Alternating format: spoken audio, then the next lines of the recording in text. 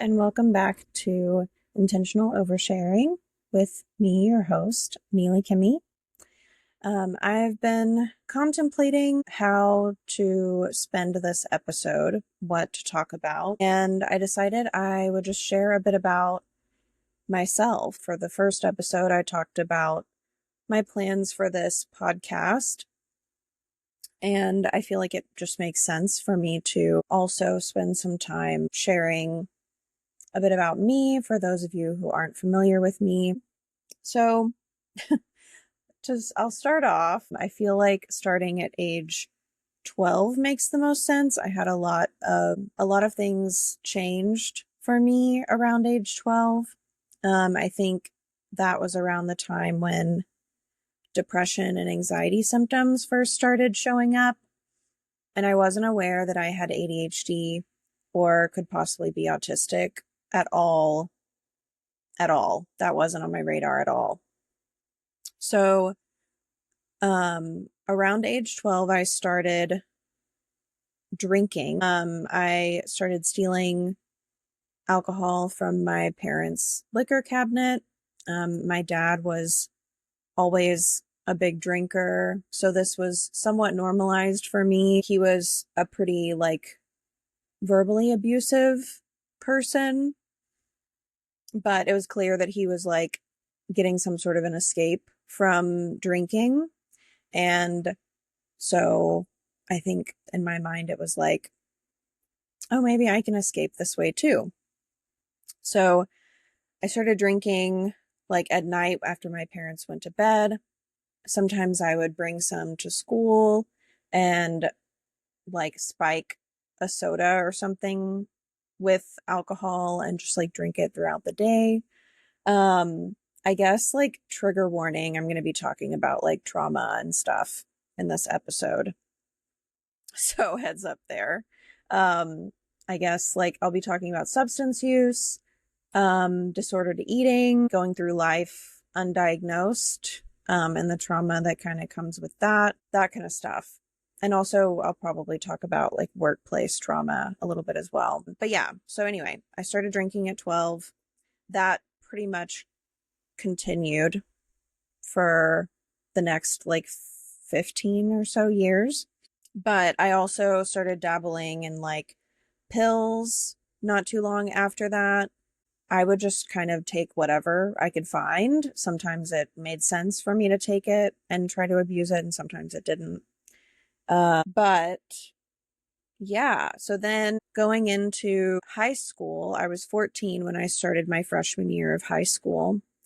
And during that summer before I started freshman year, I had I was just on my computer all the time and drinking Dr. Pepper and eating pizza rolls basically that whole time. So I gained some weight, and I noticed that when I first went to high school, it really upset me a lot when I realized that I had gained weight. So that pretty quickly turned into disordered eating. I was restricting my calorie intake, lost a whole lot of weight, and I struggled with that for about 5 years. So from 14 to 19 or so, I had some pretty serious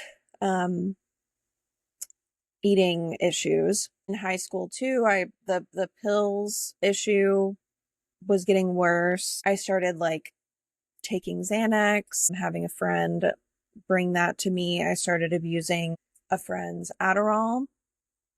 And I thought I was using Adderall for fun. I was under the impression that it was fun for me, even though, it made me concentrate and get stuff done and focus really well. I was okay, other people use this to get high, so I'm going to do that too. And I didn't really know what I was doing, right? I was a kid. And so sometime around that age, I want to say between 14 and 16, I was curious because my friend that had been giving me Adderall obviously was prescribed it and had ADHD. So I was I wonder if I could just get my own prescription for Adderall.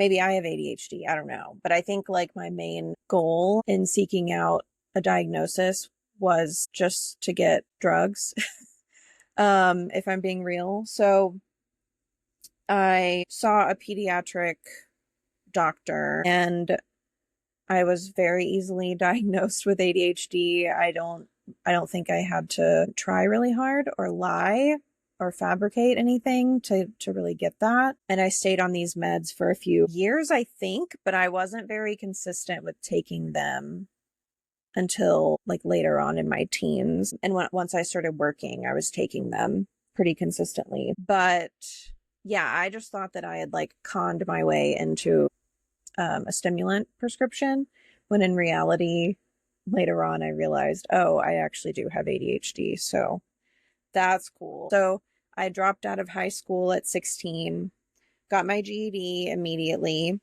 I wasn't feeling challenged in high school. I was bored. I had dealt with bullying for a lot of my life, and then I kind of became the bully in high school. Basically, I felt like I was like wasting my time. By the time I was 16, I was of age to get a driver's license and to work in Texas. So I was like, okay, what am I doing wasting my time in school where I'm not feeling like I'm learning anything useful, when I could be working and making money instead, like why not? So I talked to my parents about it. They could see that I had been struggling for a while, and they were very understanding. Actually, they were like, okay, like if you aren't getting anything out of it, then that's fine. Like we'll sign off on you dropping out of high school. So I did that at 16. Pretty soon after I decided to drop out, I got a job at Sonic Drive-In. Shout out to Sonic Drive-In. I was there for a very long time. I was there for 7 years. That was my first job. And there were a bunch of partiers at the location that I worked at, and I made friends with some of the partiers. So I ended up going to a few parties with them, and that introduced me to doing ecstasy, selling ecstasy, and just hanging out at like this, like a literal trap house. Like I spent most of my time for the better part of a year at this trap house with a bunch of drug dealers, people my age, people way older than my age. It was a pretty like dangerous situation, to say the least. And I was doing ecstasy. I started doing cocaine. I started selling both of those a little bit, and I was working while doing all of that, and struggled with cocaine addiction. That became probably like, I would say, my drug of choice and the most like dangerous for me. So I did that kind of like off and on for a couple of years and continued working at Sonic. I ended up stopping doing cocaine. I realized that it was starting to take a toll on me, and I had had a couple of people tell me like things like, oh, I could never imagine you ever not doing cocaine, which was, and these were like people that sold drugs to me that said this kind of stuff to me. So that was kind of like scary to hear from them. Anyway, so around 18 years old, or maybe like the tail end of being 17, I was able to stop doing cocaine. I haven't done cocaine since 2008, so that's cool.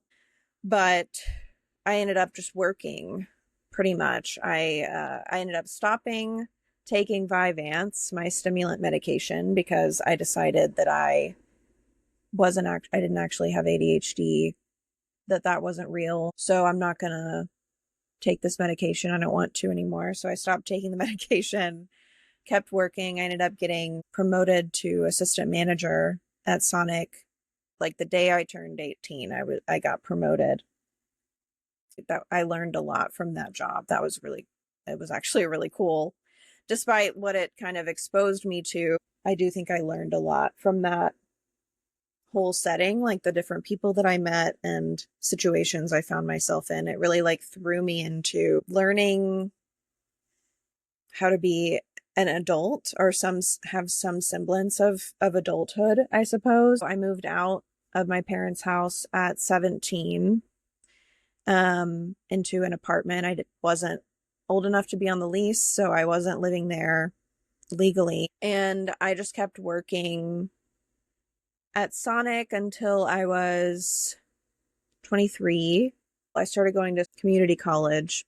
I think I was 21 or 22 when I started going to college. So by that time, I wasn't doing drugs anymore, but I was still drinking pretty often, pretty regularly. I was pulling all-nighters. Again, remember, I had stopped taking my stimulant medication. So I would sometimes like abuse my friend's Adderall to pull all-nighters for college, preparing for exams and writing papers and stuff like that.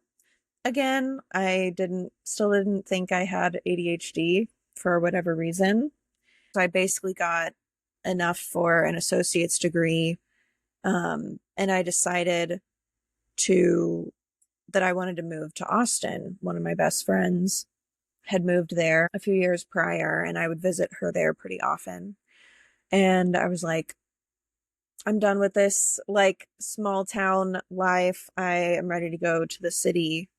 So I moved to Austin, applied to and got into Texas State University, and started going there, which was also a really cool experience. I learned so much there. I got a bachelor's in psychology there. I ended up graduating summa cum laude, which is amazing considering I had dropped out of high school and had really like just struggled for like all of my teen years. And so, yeah, my 20s were basically a lot of continued partying, but just heavy on the alcohol use rather than drug use, really. And so after I graduated from Texas State in 2016, I pretty quickly got a job at a psych hospital in Austin. And so that was fun. That was fun. I had a lot of fun working there. It was not a really great like environment in general. I feel like there were a lot of people that worked there that really had no business working with psych patients, especially people that were actively in psychiatric crisis. So that was interesting to witness, but it did expose me to a lot of different kinds of people that I worked with, and people like the patients there. And it exposed me to a lot of interesting situations that I feel like I never would have been able to be exposed to unless I had worked there. So that was cool. And also I met someone who turned out to be one of my closest friends while I was working there. And thankfully she got out of that place because it was a mess. But after I worked as a tech at the psych hospital, I got a job as a crisis worker. I worked at the crisis hotline for several months. That was, I mean, they say that 2 years is like the cutoff for burnout with crisis work. And I was in crisis work for like 5 years, if that tells you anything. So I was like, it was burnout city for me, basically, for most of that time. And I kept trying to go into different departments to switch things up because I enjoyed it. I enjoyed crisis work. I enjoyed helping people through a psychiatric crisis and supporting psychiatric patients in general. And I really liked learning about all of that stuff. But man, the burnout is real. And I could relate to so much of what these people talked about and what they were going through. And that was really a lot. It was really intense. And it wasn't just people that were suicidal. It was also people that were experiencing homelessness, psychosis, different types of disabilities, domestic violence, all of that stuff. So just lots and lots of intense conversations constantly. So that was in 2016 that I started as a crisis worker. And my dad passed away in 2017 from cancer. He had been battling cancer for a few years at that point. I mentioned that my dad was an alcoholic, and that was very formative for me. That it was something that shaped me essentially as a person. And we had a very tumultuous relationship and didn't really start to get along until he was about to pass away, essentially. So that threw me into my own kind of grief spiral. Something I haven't mentioned as I've been rambling through this is that I've experienced a lot of death and loss in my life, like a disproportionate amount of unexpected and young loss of like different friends of mine passing away throughout my life, which was hard and something that I didn't really face until recently, if I'm being honest. But dealing with my dad's death, like nothing can really prepare you for that. I was about to be 27 when he passed away. And so, of course, that was a lot. That was really difficult for me to deal with. And by the time early 2018 rolled around, I was just in the throes of depression. Essentially, I checked myself voluntarily into a psych hospital. Thankfully, I was able to avoid the one that I had worked at, but I checked myself into a psych hospital. I was there for a week. I had gotten to a point where I knew I wasn't able to keep myself safe. That's what I had to do. And thankfully, it helped to keep me safe. It was weird going from being a tech in a psych hospital and working with psychiatric patients to being one. But, I'm sure some of you listening can relate to that. Before I went into the psych hospital, I was with the mobile crisis outreach team. So we were like going in the community to various people's homes or like homeless camps or like the homeless shelters in our area to talk to people who had been referred for psychiatric crisis assessment. So I had been doing that for a little while, went to the psych hospital myself, and then I found a new role that was like at a residential unit, a crisis residential unit with the same agency that I had been with. And that was probably like the closest to a good setting for me that I could possibly get in psychiatric crisis work in general. I just felt like I was doing a lot more for people in that environment. And I felt like I had found kind of like my groove in a sense. So I did that for a couple of years. Are you keeping up with the timeline? Because I'm not.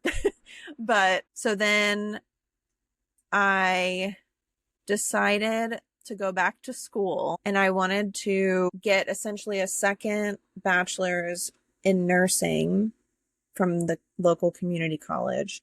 And then I wanted to do like an accelerated master's program so I could become a nurse practitioner, a psychiatric mental health nurse practitioner. I wanted to prescribe medications. This was something I realized that from working with psych patients, I kind of have a knack for understanding how medications work, and like identifying symptoms in people and those kinds of things. It's something that's always been interesting to me. So I was like, okay, well, why not? Like, I'll become a nurse practitioner and help people that way.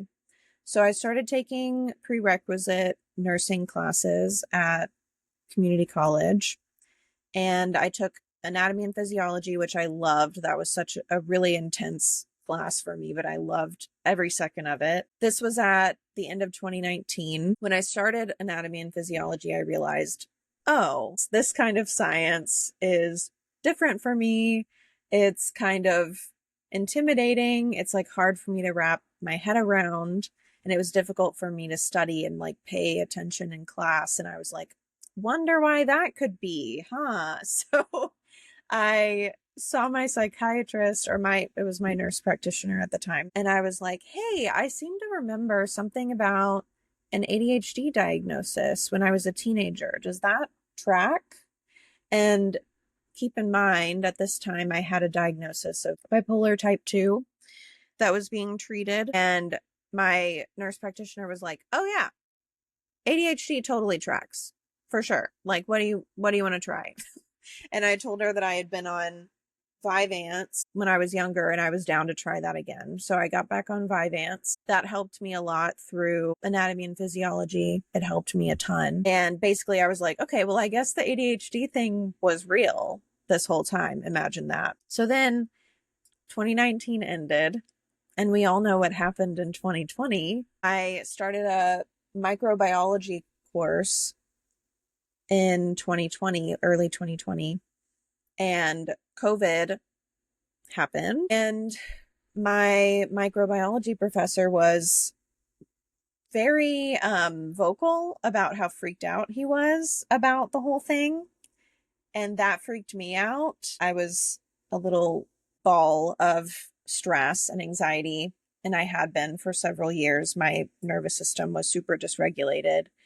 And so him being freaked out by COVID made me feel like, okay, this is for real. I am officially scared. Pretty soon they switched all of our classes to online. And I knew that that would be something that I would struggle with, especially in a course like microbiology, which I wasn't like super intrigued by or interested in. So I was like, I'm probably not going to pass this class. And I accepted that. I was too scared to return to my case management job at the crisis residential unit. So I eventually, I was calling in a lot. I did like FMLA because I just couldn't bring myself to go back. I was too freaked out. So I basically ran away from that job and I was unemployed for a while. And then I was hired by a company that was providing virtual treatment for people with opioid dependence. I was like, oh, cool. Like I can help people this way. They were talking about promoting me really quickly and they were all excited about me and my experience. And it was going super well for the first couple of weeks. Something changed in week 2. Still have no idea what exactly happened, but all of a sudden the management there started looking for a way to get me out, essentially. And it was clear that I had done something wrong, but nobody wanted to tell me what the fuck it actually was, right? So annoying, like, to say the least. But they insisted that I wasn't happy there, and I tried to tell them that I was, and they didn't want to hear that. And they tried to give me a chance to quit, and I was like, I don't want to quit. You guys are the ones that want me to quit. So figure that out, I guess. And they ended up firing me on my 30th birthday. So that was super fun. I think that was the first time I had ever been like fired from a job, but whatever. They were super toxic and it's a good thing ultimately that I got away from that place. Believe me. So then I was unemployed again, just with like the rest of the country, it felt like. And I was searching every day for a new role. And I ended up getting another case management job, fully remote. And it was with another company that helped people with opioid dependence by providing Suboxone treatment. And that was cool. That was cool for a while. I did that for a couple of years. And then I got bored because it was case management and I was already like burnt out from all of that. And that isn't the right role for me. I was good at it, but just because you're good at things doesn't mean that you should continue doing them, especially if they aren't good for you mentally. So I transitioned into their learning and development department to become a trainer because I've always enjoyed training people. And I did really well, if I say so myself. I got a lot of really great feedback from the people that I trained. And ultimately, that fell apart because it became very toxic. Both of my managers, they didn't know how to support me as someone with ADHD. I didn't know that I had autism at the time, but they clearly also didn't know how to support me as someone with autism. And they were pretty ableist in the way that they approached most things. It just seems like they didn't understand me or what I needed. And so I was just constantly hitting walls with that. I actually did an interview last year with HR Magazine. They're a magazine in the UK. But I did an interview with them. There's an article that they wrote about me and my experience, essentially with ableism in the workplace. And in the article, it talks about how at this job, I got like put on a performance improvement plan or a PIP. I had to like, okay, here, stick with me. Stick with me here. This is our meandering storytelling. Go on a journey with me. Okay, so this is how the PIP went down. My mom had called me because my grandmother, who she'd been taking care of at the time, was not doing well. And my mom was like, she needs to go to the hospital. Is there any way that you could come here and help me take care of like my pets? I ended up going to stay with my mom for a week or so. And so I had texted one of my managers to say what was going on.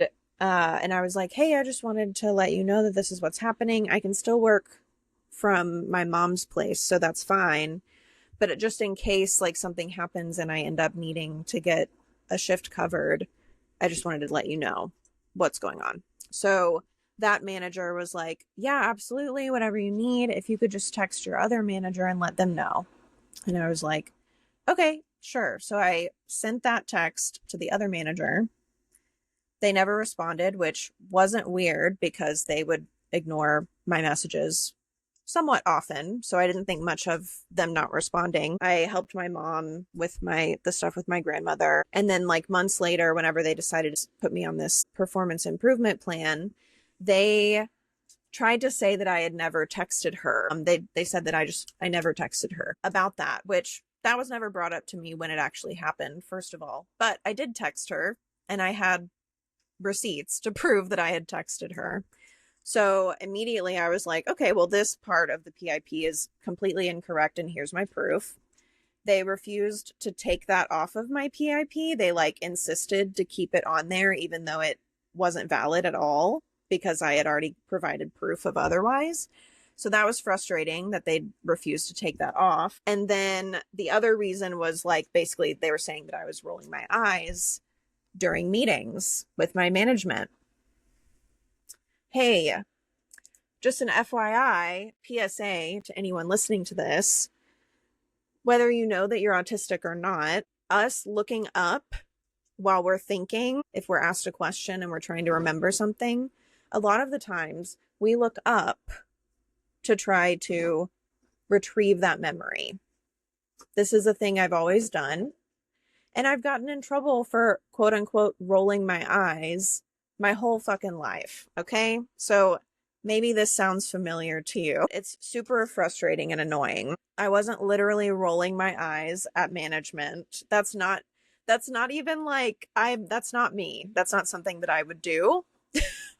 In general, because that's rude. And whenever I roll my eyes, I like literally, it's like a circle because I take eye rolling literally because I'm autistic. Surprise, surprise. But so they were saying that I was rolling my eyes and they were trying to get me in trouble for that, even though I never rolled my eyes at anybody. I was looking up while I was thinking. So just something to keep in mind if you're listening and you're autistic and you do the same thing. If people are mad at you and you don't understand why, maybe it's because you process things differently and it appears that you're being rude when you're doing that. So anyway, that's what the HR Magazine article is mostly talking about, was my experience with that and how ableist and unfair the whole thing was. And then I was like, I can't do this because they're trying to get me out anyway. That's what a, you know, a PIP is essentially for. And I could tell, like, I was already done. It was super toxic. So I was like ready to get out of there anyway. So I started trying to figure out something else to do. And I heard at the time, this was in 2022, UX design was really blowing up. Like, so many people were doing UX. So I was like, this sounds like something that I would be potentially good at or might enjoy. So I decided to start pursuing that. And I quit my job as a trainer, and started working on a UX design boot camp. And so I ended up finishing that within a few months, and I got an internship in UX, which was pretty cool that I was able to get that. And the internship was great. It was a really great opportunity, but I pretty quickly figured out this is not the gig for me. It was nothing against the internship supervisor. It was just, I could tell that it wasn't going to work. Then pretty soon after that, I was thinking about quitting the internship when I found ADHD Works, which is a company that provides ADHD coach training. Some of you may be familiar with Leanne Maskell, and she's wonderful. She's the founder of ADHD Works. So I started hearing about her. I had gotten super into LinkedIn, so I was seeing her stuff on LinkedIn. Ultimately, I was like, wow, ADHD coaching. Like, I've been learning a lot about ADHD in the last couple of years. This seems like it could be a really great direction for me to go in. So I ended up quitting my internship. I ended up signing up for the ADHD Works coach training program and completing that at the end of 2023. And then I started my coaching business, and now I've had my coaching business for just over a year. Things have been so much better now that I own my own business and I'm my own boss. I have a lot of autonomy compared to any other job that I've ever had. But I'm constantly learning. I'm constantly being challenged. It's really been like perfect for me. I feel like I'm meeting new people. I'm helping people still, but it's not like I'm doing trauma work or like crisis work. So it doesn't feel nearly as intense for me. I'm not just like constantly being triggered essentially on a day-to-day basis. Instead, I'm like, there's like actual tangible results from the work that I'm doing with people, and I have control and the clients have control over the way that it goes, the way that it looks and the way that it works, which is just so refreshing compared to being a crisis worker or working in community mental health or any of those things. So it's been quite a journey. I never would have ever in a million years guessed that I would be a coach or that I would be a business owner at this point. These were never things that I thought about pursuing in the past. And I'm so thankful that I took the leap and did it. So a lot of my coaching now is centered around, I like to say, awareness, autonomy, and authenticity. So helping my clients to build upon those, foster those in different ways in their lives. I only coach adults. And part of why I only coach adults is because with a lot of my adult clients, when they are struggling to get something done, I'll brainstorm with them and I'll talk to them about, hey, do you actually need to do that? Or are you just doing it because you think you should? Like, do you actually want to?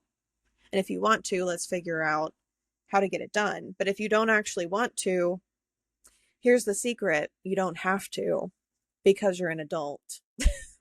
But yeah, I mean, obviously there's a lot more to it than that. But if I were to try to do that with teenagers or kids, a lot of times they have to do what they're told to do.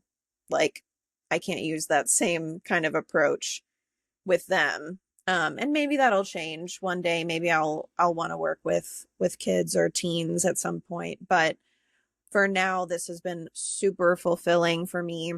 Oh, and then I haven't mentioned the autism piece. I didn't realize that I might be autistic until after I finished the ADHD Works coach training program in 2023. It wasn't on my radar at all. I just thought that I had regular old ADHD. And I started meeting people who identified as having AuDHD.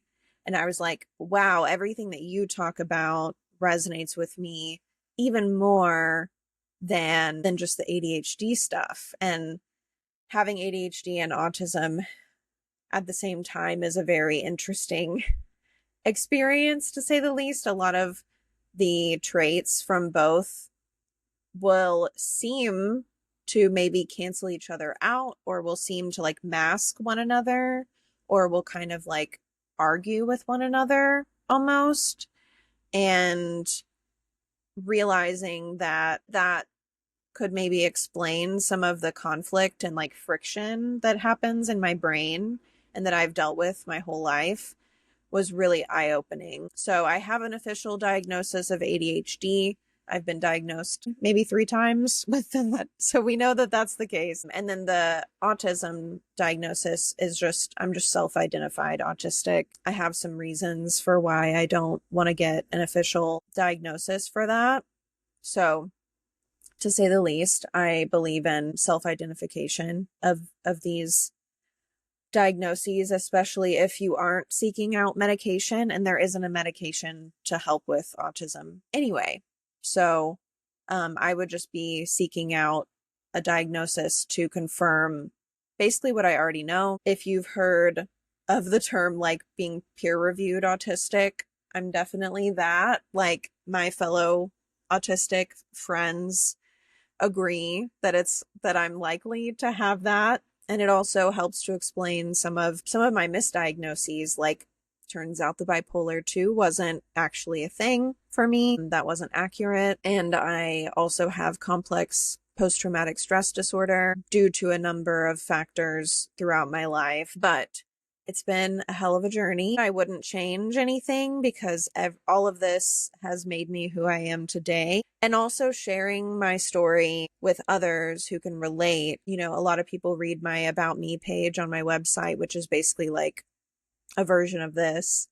And I've had a lot of people tell me that my story resonates with them, whether it's the substance use, the eating disorder, the dropping out of high school, workplace trauma, those kinds of things. I've had a lot of people tell me that my story resonates with them.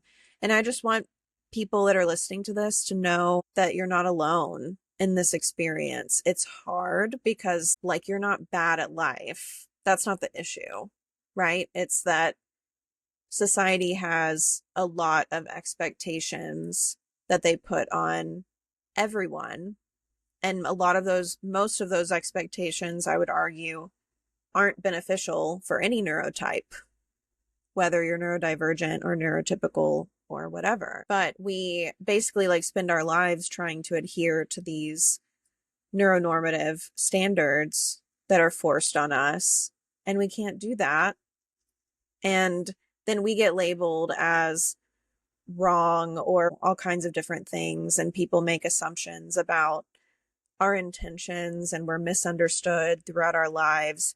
And the issue isn't us. Okay? You hear me? The issue isn't you. The issue isn't me. The issue is that people think that we should all be the same or be a certain way, and we simply are not. Some of our brains are different. Some of them operate differently. And that's a beautiful thing. If we were all the same, then that would be really boring, and we wouldn't have some of the innovations that are out there. We wouldn't have some of the perspectives that are out there if we all just thought the same. And so I'm not the type of person to like refer to any of this as a superpower. I think that that's icky in its own way. So I don't identify with that. I do believe that it's disabling. But it's not disabling for the reason you think. It's not disabling because there's anything wrong with you or me.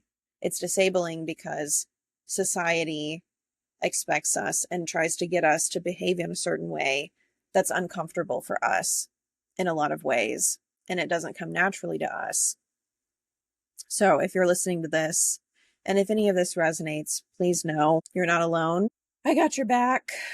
We can have each other's backs. I'm just going to wrap this up with that and say, hit me up, go to my website, weird-wired.com. Obviously, I'm a coach, and that's obviously a service that I provide, but I also offer free book club sessions. I offer free body doubling sessions for neurodivergent adults.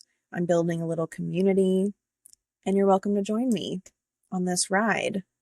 I would love to have you. So yeah, I'll end it there. I hope to see you next time. Thanks for listening. Love y'all. Bye.